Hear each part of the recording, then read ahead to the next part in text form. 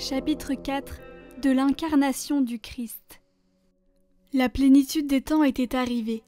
La très sainte Trinité avait arrêté de pourvoir au salut du genre humain par l'incarnation du Verbe, en raison de l'amour immense qu'il portait à cette même race d'Adam. Elle avait cédé aux inspirations de sa miséricorde et aussi aux instances des esprits célestes.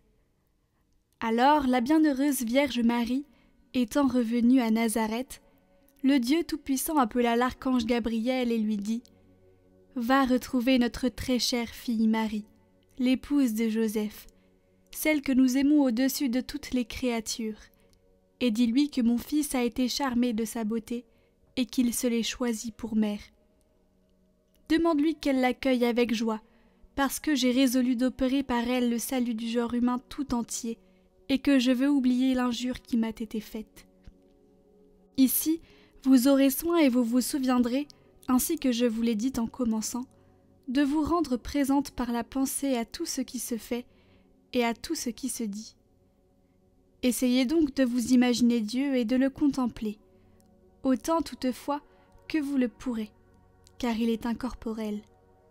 Représentez-vous-le comme un souverain Seigneur assis sur un trône élevé, d'un aspect doux, compatissant et paternel, et comme voulant se réconcilier, ou plutôt l'étant déjà, et prononçant ses ordres.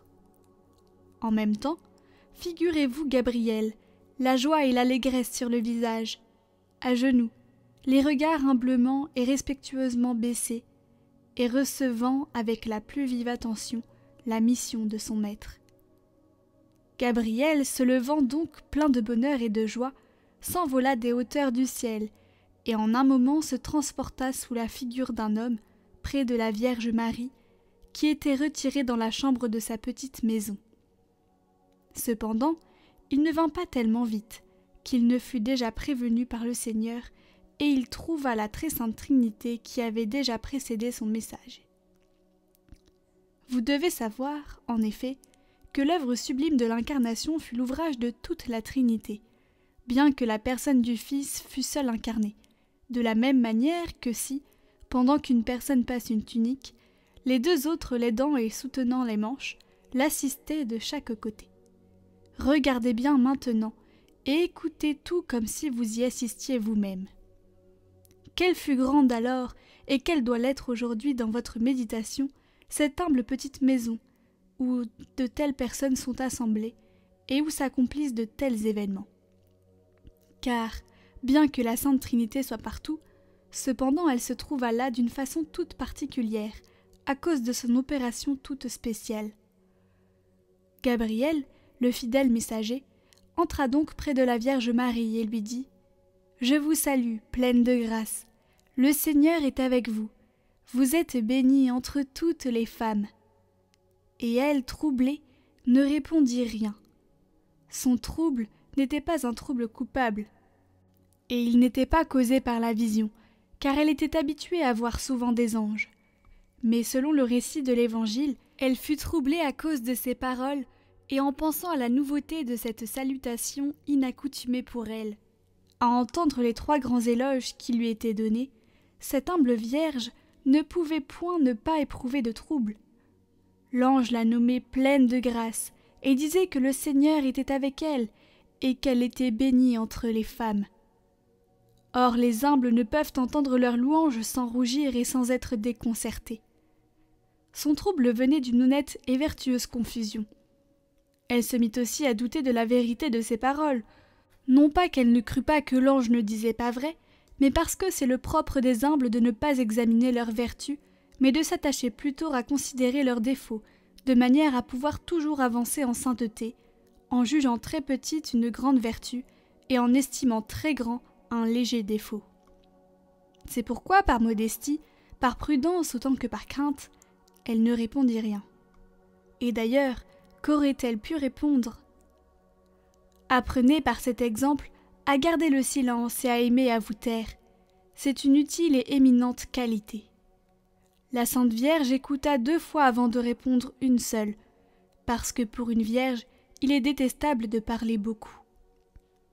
L'ange, connaissant la cause de son hésitation, lui dit « Ne craignez pas, Marie, Ne vous effrayez pas des louanges que je vous donne, elles sont la pure vérité. Non seulement vous êtes pleine de grâce, mais vous avez obtenu la grâce pour tout le genre humain, et vous l'avez recouvrée de Dieu. Et voici que vous concevrez et que vous enfanterez le Fils du Très-Haut, et celui qui vous a choisi pour sa mère sauvera tous ceux qui espèrent en lui. » Elle répondit alors, non pas en acquiesçant aux louanges, ni en les déclinant, mais de façon à témoigner qu'elle était surtout préoccupée de la manière dont ses grandes destinées se réaliseraient, et de la pensée de ne pas perdre sa virginité. Aussi demanda-t-elle à l'ange le mode de cette auguste conception, en disant « Comment cela pourra-t-il se faire, puisque j'ai voué irrévocablement à mon Seigneur ma virginité, et que jamais je ne dois connaître d'homme ?» Cela aura lieu par l'opération du Saint-Esprit, dit l'ange.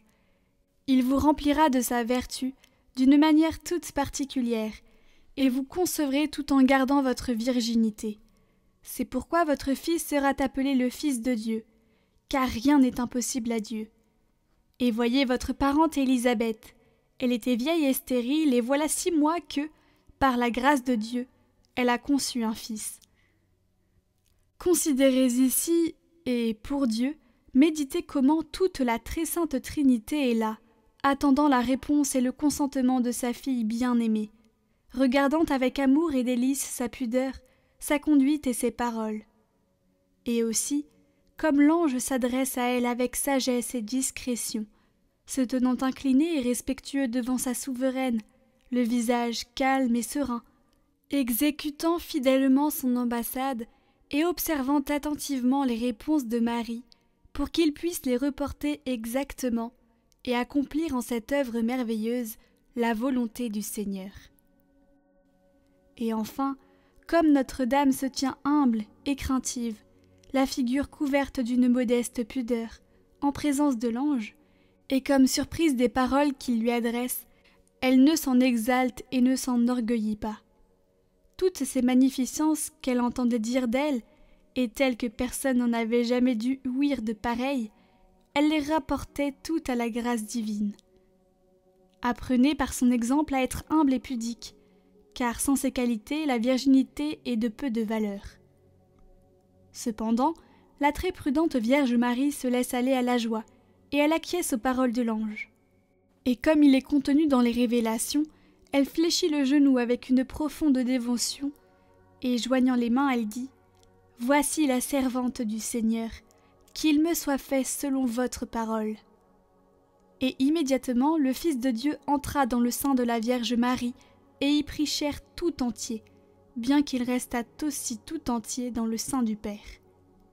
Ici, vous pouvez pieusement vous figurer le Fils acceptant avec obéissance sa laborieuse mission, s'inclinant devant son Père, se recommandant à lui, et instantanément recevant une âme et un corps.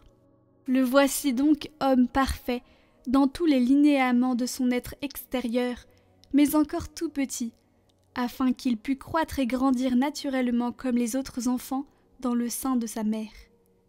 Seulement, ni l'union de l'âme, ni la distinction des membres ne furent différées pour lui, ainsi qu'il arrive ordinairement. Car il était un Dieu parfait et un homme parfait, et sage et puissant comme il est toujours. Gabriel alors fléchit le genou ainsi que Notre-Dame, et peu après, s'étant levé avec elle, il s'inclina jusqu'à terre, la salua et disparut.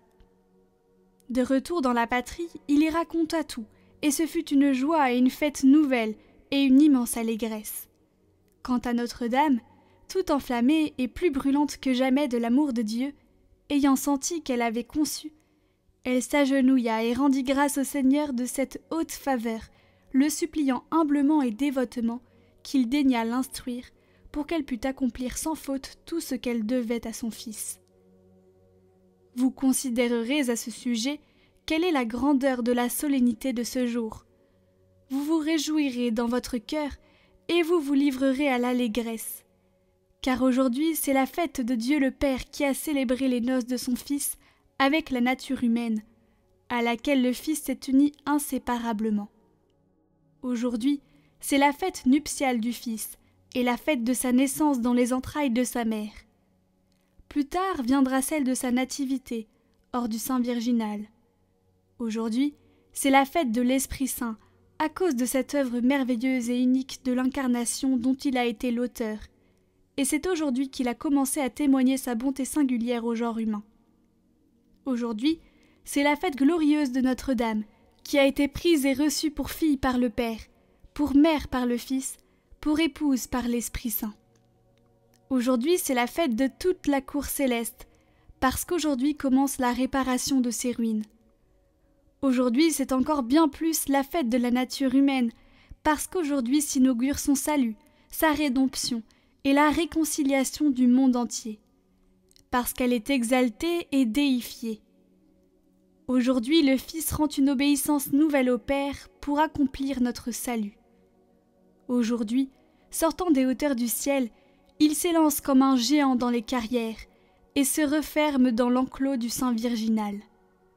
Aujourd'hui, il devient l'un de nous et notre frère, et il commence à faire le voyage avec nous. Aujourd'hui, la vraie lumière descend du ciel pour dissiper et mettre en fuite nos profondes ténèbres. Aujourd'hui, le pain vivant qui donne la vie au monde est cuit dans les entrailles virginales, comme dans un four ardent. Aujourd'hui, le Verbe est fait chair pour habiter parmi nous. Aujourd'hui, les soupirs et les vœux des patriarches et des prophètes sont exaucés et accomplis, car ils s'écriaient avec un désir inénarrable, et ils disaient « Envoyez votre agneau, Seigneur. Cieux, donnez votre rosée. Plaise à Dieu que vous brisiez les cieux et que vous descendiez. Seigneur, inclinez les cieux et descendez. Seigneur, montrez-nous votre visage. » Et mille autres aspirations dont la Sainte Écriture est remplie, tant il soupirait ardemment après ce jour. Aujourd'hui est le principe et le fondement de toutes les solennités et la source de notre bonheur. Car jusqu'ici le Seigneur a été irrité contre la race humaine, à cause de la désobéissance de nos premiers parents. Mais maintenant, voyant son Fils fait homme, il mettra un terme à son courroux. Aujourd'hui doit s'appeler la plénitude des temps. Vous voyez l'admirable ouvrage, et combien il est solennel. Tout en est délicieux, tout en est agréable, tout en est désirable, tout doit y être pris en souveraine dévotion, tout doit y être conduit avec piété, avec joie, avec transport. Tout y est digne de la plus entière vénération. Méditez ces choses, délectez-vous-y, et peut-être Dieu daignera-t-il vous en montrer de plus grandes encore.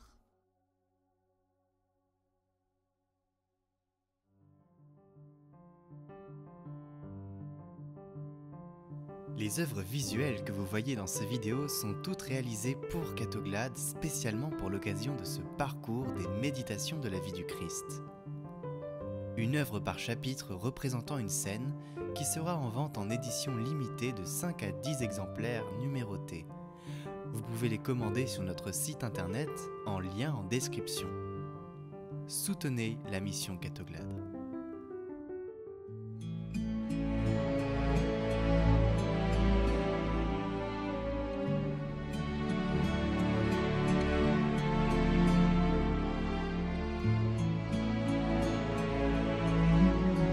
Écoutez la parole du jour, chaque jour sur Catoglade.